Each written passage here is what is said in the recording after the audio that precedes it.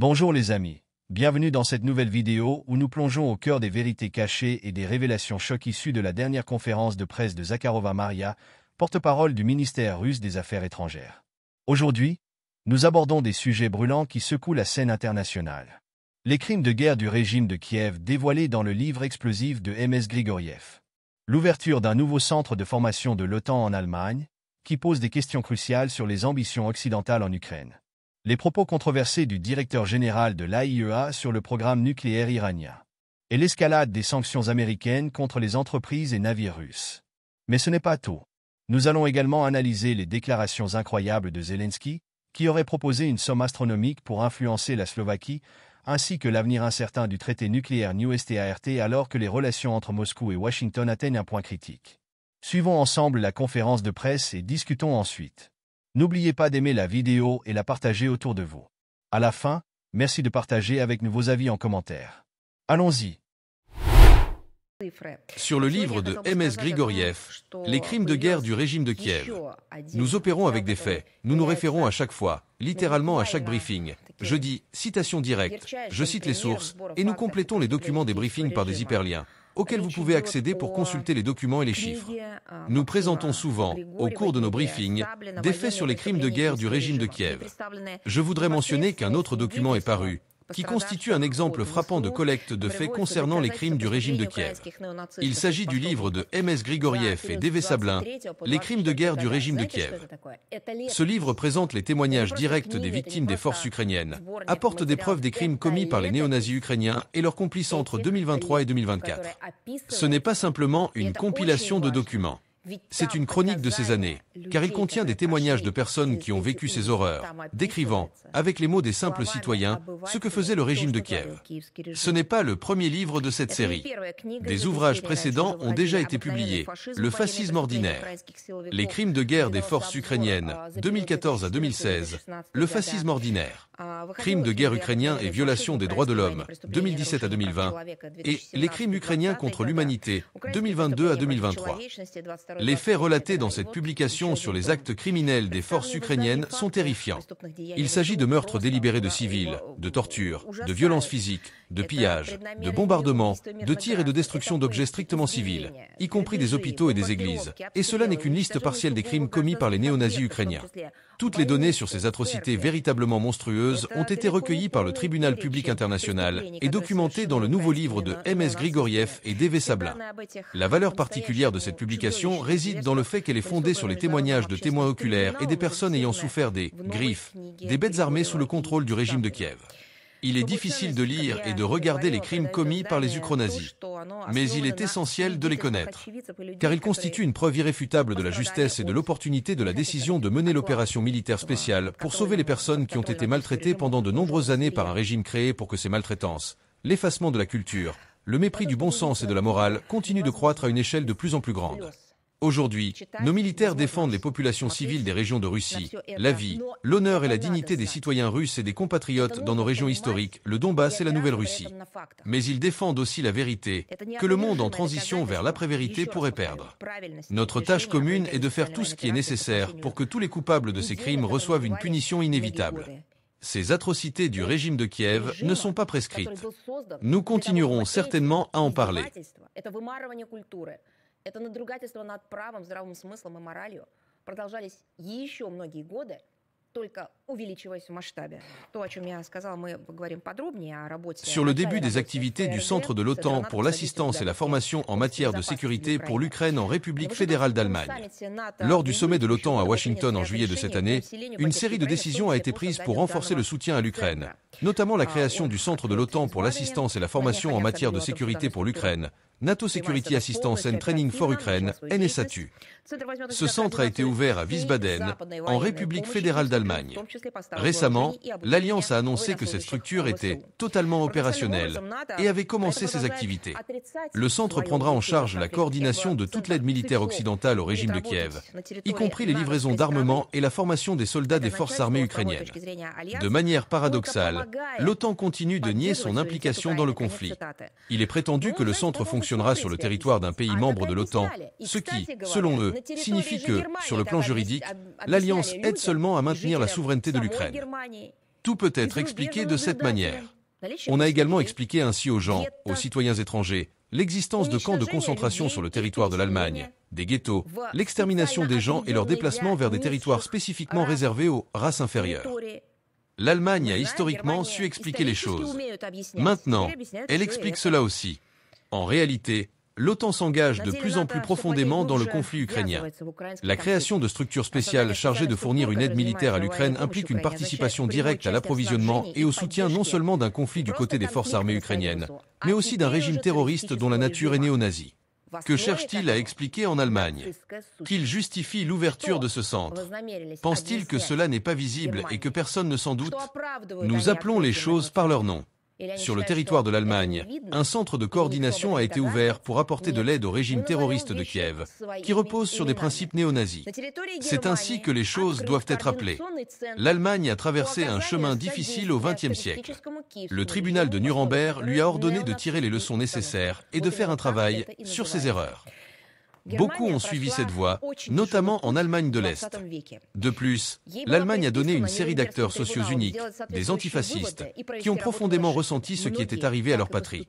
Mais tous ne se sont pas placés du bon côté de l'histoire.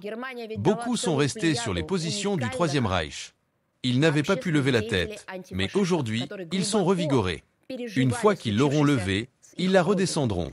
Но не все заняли правильную сторону в этой истории. В западных кругах поднялась очередная волна спекуляций и домыслов относительно намерений Ирана в ядерной области. На этот раз поводом послужили, давайте скажем, неосторожные заявления генерального директора МАГАТЭ Рафаэля Гросси в интервью итальянскому информационному агентству. Sur les déclarations du directeur général de l'AIEA, Agence internationale de l'énergie atomique, concernant le programme nucléaire iranien.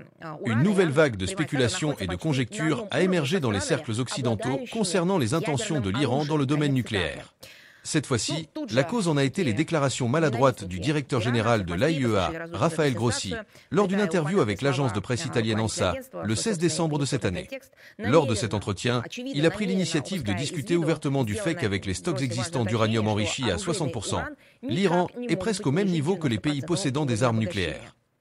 Les détracteurs de l'Iran, de toutes sortes, se sont empressés de faire de cette déclaration un scoop, en l'intégrant dans leur propre contexte conjoncturel et en omettant délibérément une précision importante faite par R. Grossi, le fait que l'uranium de qualité militaire ne puisse pas être inférieur à un niveau d'enrichissement de 90%.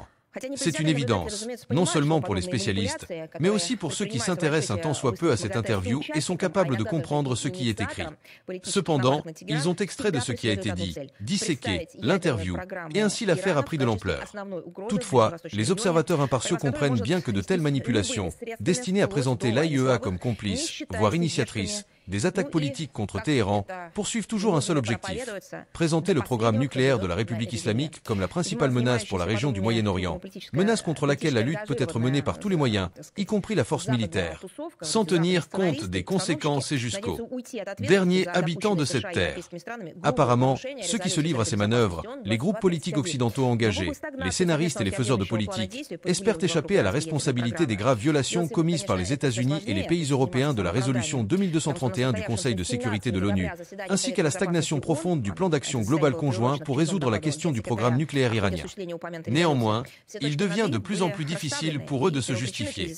Lors de la réunion du Conseil de sécurité de l'ONU, le 17 décembre de cette année, consacrée au dernier rapport du secrétaire général sur l'application de ladite résolution, toutes les ambiguïtés ont été levées. Les causes profondes des crises dans la mise en œuvre de l'accord nucléaire sont désormais évidentes pour tous. Elles sont liées aux actions illégales de l'Occident, dirigées par les États-Unis. La communauté internationale comprend clairement que ce sont les pays occidentaux qui ont fait échouer la conclusion d'un accord de restauration, alors que Téhéran a à plusieurs reprises signalé sa volonté de revenir aux paramètres du plan d'action global, à condition d'un mouvement synchronisé de la part de Washington, Bruxelles et Londres.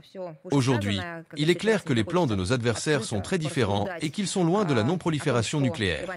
Il semble que le directeur général de l'AIEA devrait prendre en compte ce qui précède lorsqu'il souhaitera à nouveau discuter ouvertement du fait que l'esprit de l'accord initial avec l'Iran peut encore être utilisé, mais que l'accord lui-même n'est plus nécessaire. Cela revient à ce que l'agence prononce un verdict sur l'accord nucléaire. Dans ce contexte, R. Grossi a raison sur un point. Si les États-Unis et les Européens ne sont pas disposés à respecter leurs engagements en vertu de la résolution 2231 du Conseil de sécurité de l'ONU, alors le traité sur la non-prolifération des armes nucléaires, TNP, et l'accord de garantie globale signé entre l'Iran et l'AIEA restent en vigueur. Téhéran les respecte. De plus, ni le traité ni l'accord ne prévoient de limitation quantitative sur le développement de l'énergie nucléaire à des fins pacifiques, à condition que toute activité nucléaire dans le pays soit sous le contrôle de l'AIEA. Contrairement aux insinuations occidentales, le programme nucléaire iranien a toujours été et reste l'un des plus rigoureusement et intensivement vérifiés. Par qui? Par l'AIEA, comme cela est prescrit. Cela est confirmé par l'immense quantité de rapports produits. Peut-être que R. Grossi aurait dû mettre l'accent sur ce point dans son interview. Nous espérons que l'AIEA saura garantir l'objectivité et l'impartialité de la surveillance dans le cadre de son mandat technique, sans se laisser entraîner dans la politique et sans succomber aux manœuvres subtiles du camp occidental. Nous comprenons les motivations qui les animent. Nous y voyons la clé d'une coopération constructive entre l'agence et l'Iran, coopération que nous soutenons fermement. Cela inclut non seulement le fait que c'est la lettre et l'esprit de ce qui a été convenu, mais il faut aussi voir plus profondément dans la substance. Parce que ce sont en réalité les véritables garanties de sécurité. Elles sont inscrites, elles doivent être mises en œuvre dans la pratique. Mais pas simplement comme une sorte de concept politique, mais d'une manière concrète, en ayant une vision appliquée de ce problème.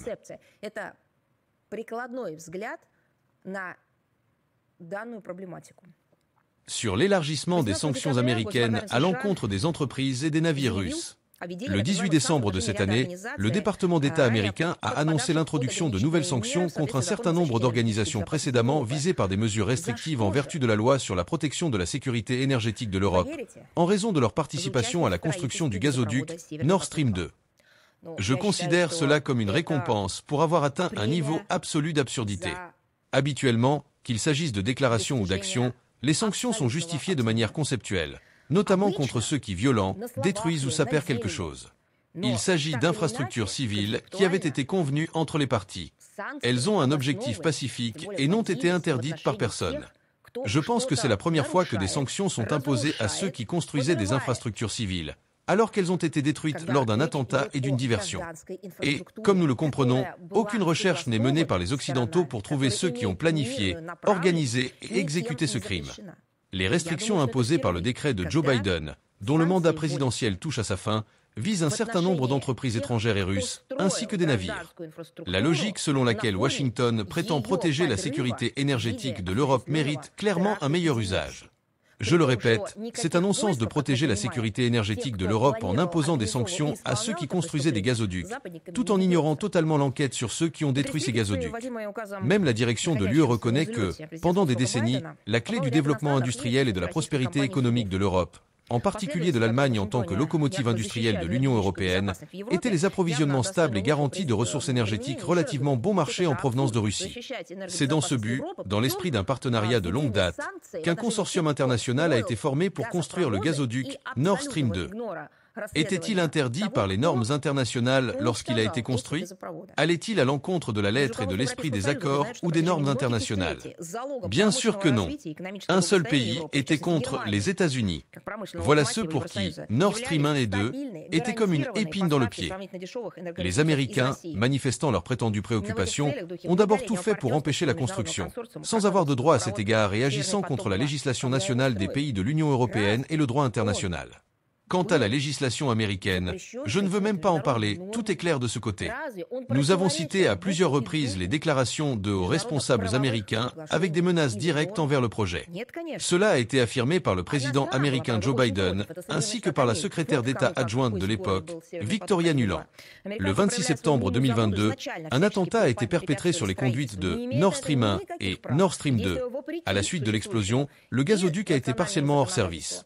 Malgré les obstacles artificiellement créés, la Russie continue de chercher une enquête efficace, transparente et dépolitisée sur les actes de sabotage, pour identifier les responsables et les traduire en justice.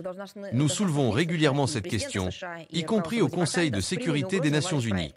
Dans ce contexte, les conséquences de la politique des États européens, motivée par la russophobie, de refus d'une coopération mutuellement bénéfique de longue durée avec notre pays dans le domaine des approvisionnements en hydrocarbures russes ont mis en danger la prospérité de l'Union européenne, non pas en tant qu'union, mais précisément en tant qu'ensemble nationaux. Parce que la question tant discutée de la sécurité énergétique est devenue encore plus aiguë. Lors de la récente ligne directe, le président russe Vladimir Poutine s'est longuement arrêté sur les indicateurs économiques des pays européens. Ce ne sont pas des données secrètes, c'est ce que les pays de l'UE auraient dû savoir eux-mêmes, où les processus de déindustrialisation prennent de l'ampleur, en Allemagne et dans d'autres pays. Le chef de l'État russe a également déclaré à plusieurs reprises que la Russie s'acquittait de ses obligations contractuelles en matière de fourniture d'énergie et qu'elle était prête à continuer de fournir du gaz, y compris par le tronçon du gazoduc Nord Stream, qui reste intact après l'attentat. Cependant, à l'heure actuelle, nous ne recevons aucun signal des partenaires européens, et en particulier de l'Allemagne, concernant la reprise de ces achats. De plus, dès que les médias allemands commencent à poser cette question à leur gouvernement, ils ne se retrouvent pas devant l'objectif de leur caméra, mais sous le viseur. Des mesures de pression commencent à être appliquées à leur encontre. La question est, pourquoi l'Allemagne se comporte-t-elle ainsi? Pourquoi n'a-t-elle pas maintenu la coopération avec la Russie? Pourquoi n'a-t-elle pas assuré la sécurité des gazoducs Nord Stream 1 et 2? Je ne parle pas seulement de la sécurité technique, mais aussi de la politique. Pourquoi l'Allemagne n'a-t-elle pas défendu sa souveraineté dans un projet existentiel pour elle-même? Ceux qui posent ces questions évidentes en Allemagne ressentent immédiatement toute la force de la démocratie occidentale. En 2024, les livraisons de gaz russe en Europe, tant sous forme de gaz naturel que de GNL, devraient augmenter de 18% par rapport à l'année précédente et atteindre environ 53 milliards de mètres cubes. Dans les conditions actuelles, cela constitue une nouvelle confirmation éclatante de la fiabilité de la Russie en tant qu'exportateur et partenaire en matière de coopération énergétique. Contrairement aux politiciens européens et à leurs maîtres d'outre-Atlantique, la Russie assume sa responsabilité non seulement en respectant ses propres engagements, mais aussi en contribuant à assurer la sécurité énergétique mondiale et en apportant une contribution pratique à son maintien. Вот кто задает в Германии эти очевидные вопросы, тут же, так сказать, чувствует на себе всю силу демократии западной. Question. Je rappelle qu'il y a quelques jours, Zelensky a avoué avoir proposé de l'argent à Robert Fico pour que la Slovaquie approuve l'adhésion de l'Ukraine à l'OTAN. Il s'agissait d'une somme de 500 millions d'euros provenant des actifs russes gelés. Vous avez précédemment mentionné l'Australie et 600 millions de dollars. Cette somme me semble également assez importante. Comment évalueriez-vous les actions de Zelensky dans cette situation? Va-t-il essayer de faire de même avec d'autres hommes politiques européens? Réponse. J'ai vu et entendu beaucoup de choses, y compris sur l'utilisation des propositions commerciales dans les relations internationales. Par exemple, on propose des règlements de conflits basés sur des modèles commerciaux, en promettant des investissements en échange de l'abandon de certaines revendications. On tente de faire avancer les choses par l'aspect humanitaire. Il existe divers modèles. Beaucoup d'entre eux fonctionnent. Mais une déclaration aussi directe, grossière et insultante à l'égard du dirigeant d'un autre État de la part de ce petit homme, qui est devenu V.A. Zelensky, pour être honnête, je n'ai jamais entendu quelque chose de similaire. S'il s'agit de personnalités politiques. D'autre part, V.A. Zelensky n'est plus président, il n'a plus de telles prérogatives. Pourquoi cela se produit-il? Il est indéniablement inadapté à cause de plusieurs facteurs. Sa dépendance aux drogues est désormais évidente. Ce n'est pas parce qu'il s'agit de renseignements des services secrets de certains pays, mais parce que tout le monde peut le voir dans ses pupilles, ses yeux et ses expressions faciales. Deuxièmement, ses ambitions maladives, qui ont été cultivées par les curateurs occidentaux et amplifiées, jusqu'à un degré absolu de pathologie. Ces deux éléments le rendent totalement inadapté, tout comme ses déclarations. Mais il y a une autre raison pour laquelle V.A. Zelensky a fait appel à Herr Fico, lui a proposé de l'argent, etc. Il juge les autres selon son propre modèle. Il pense que, comme lui-même a pris de l'argent, comme cela a été fait avant lui, notamment par son entourage sur Bankova, alors c'est ainsi que fonctionnent tous les autres. Il en est absolument convaincu. La corruption en Ukraine est un fléau, reconnu par tous. En Occident, on dit ouvertement que cela est inacceptable. Ce n'est même plus une question de vol. En Occident, on parle de pays sponsorisant le terrorisme ou de pays soutenant le terrorisme, un État terroriste, chacun l'interprète à sa manière. Et maintenant, il devrait y avoir, ou devrait être introduite par les mêmes Occidentaux, une nouvelle notion dans le contexte de l'Ukraine, un État corrompu. Si nous parlons de Bankova, tout converge ici. L'État est un régime terroriste et corrompu. Tout cela est incarné par la figure de V.A. Zelensky. Il croit sincèrement que, comme lui vit de cette manière et comme la clique politique en Ukraine vit depuis des années grâce à l'argent occidental, c'est ainsi que vivent ou doivent vivre tous les autres. À mon avis, c'est quelque chose qui vient du plus profond de son subconscient. Il pense qu'il est possible de communiquer avec les leaders mondiaux de cette manière. C'est ce qu'on lui a fait. L'Occident l'a conduit à cela et l'a mis sur un piédestal. Et s'il, comme l'Occident lui dit, est une star mondiale, une figure du firmament politique de l'univers, cela signifie que c'est correct de se vendre pour de l'argent et de vendre son pays et ses intérêts nationaux. C'est ainsi que pense V.A. Zelensky. De ses hauteurs, ou plutôt de ses profondeurs, il engage un dialogue avec tous les autres. Как Запад ему рассказывает, является звездой мировой величины, политического небосклона Вселенной, так значит, это правильно продаваться за деньги и продавать свое государство, и продавать национальные интересы, полагает Зеленский. Вот он с этих якобы высот, а на самом деле глубин, и ведет диалог со всеми остальными. En 2026, le traité New START SN.V3 arrive à expiration. La semaine dernière, le premier adjoint du conseiller à la sécurité nationale du président des États-Unis, J. Finney, a déclaré que Washington est prêt à continuer les contacts avec la Russie pour maintenir la stabilité stratégique et qu'il est prêt à discuter des mesures de contrôle des armes nucléaires sans conditions préalables. Moscou est-elle prête à de tels contacts et considère-t-elle, dans les conditions actuelles, la possibilité de conclure un traité qui pourrait remplacer le SN.V3 ?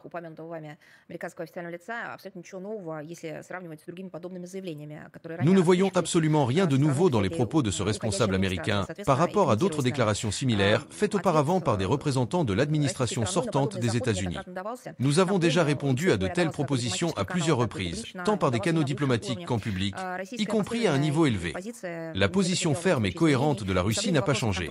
Il est inacceptable pour nous de dissocier les questions de contrôle des armements des réalités géopolitiques et militaires actuelles. D'un côté, Washington affirme vouloir infliger une défaite stratégique à la Russie, et de l'autre, il se dit prêt à discuter de la manière de maintenir la stabilité stratégique. Cela prive tout dialogue hypothétique de toute base sensée et acceptable pour nous. À mon avis, cela ressemble à une sorte de dichotomie. Peut-être que les États-Unis ont de tels clients, qu'ils poursuivent cette démarche dans ce sens avec eux. Mais cela ne concerne certainement pas notre pays. En revenant sur le fait que ces appels proviennent de l'administration sortante, je voudrais remettre en question la formulation même de la question.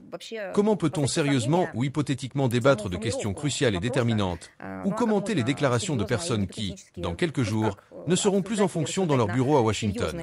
Comme nous l'avons déjà constaté à plusieurs reprises dans nos relations avec les États-Unis, le changement d'administration entraîne au minimum un réexamen substantiel, voire radical, des approches américaines en matière de stabilité stratégique et de contrôle des armements. Et, sur de nombreux autres sujets, nous avons vu un virage à 180 degrés. Il faut en tenir compte. А иногда просто радикальный до наоборот